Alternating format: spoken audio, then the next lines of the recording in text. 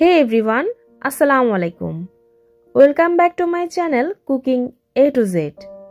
আজকে আপনাদের জন্য নিয়ে এসেছি হেলদি সালাদের রেসিপি। সহজেই তৈরি করা যায় মুখরোচক ও স্বাস্থ্যকর এই সালাদ। আশা করছি আপনাদের সবারও ভালো লাগবে। তাহলে চলুন শুরু করা যাক। আজকের সালাদ বানানোর জন্য নিয়েছি হলুদ, সবুজ, লাল ক্যাপসিকাম, সাথে নিয়েছি শসা, গাজর আর পেঁয়াজ। এছাড়া সালাদে প্রোটিন বেজ হিসেবে ব্যবহার করছি ছোলা। এটাকে অনেকে কাবলি ছোলা হিসেবে চিনে থাকে। প্রথমেই সালাদের ড্রেসিং তৈরি করে নিচ্ছি। একটা বাটিতে 3 টেবিল চামচ নিয়ে নিচ্ছি মেয়োনিজ।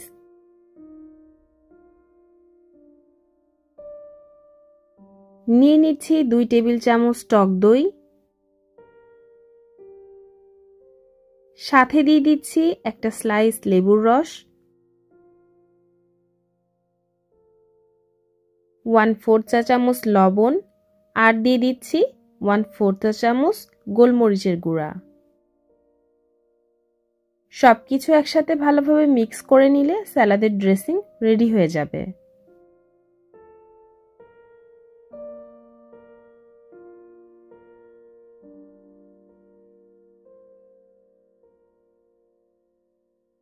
এবার একটা বলে আমি সব ভেজিটেবলস নিয়ে নিচ্ছি।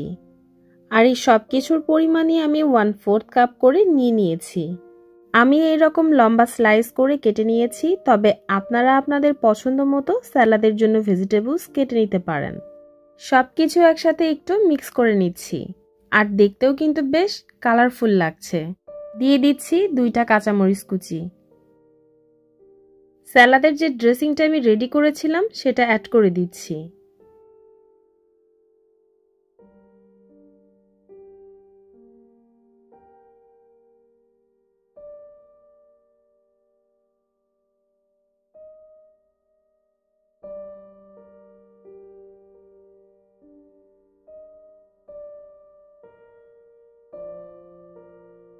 সিদ্ধ করে রাখা ছোলা অ্যাড করে দিচ্ছি। আর সিদ্ধ করা ছোলার পরিমাণ আমি 1 কাপ নিয়েছি। তৈরি হয়ে গেল খুবই ইয়াম্মি এবং হেলদি একটা স্যালাদ। আশা করছি আজকের এই স্যালাদের রেসিপি আপনাদের কাছে ভালো লেগেছে।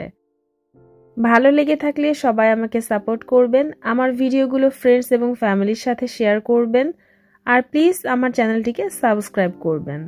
আজকের মতো বিদায় নিচ্ছি। আল্লাহ হাফেজ।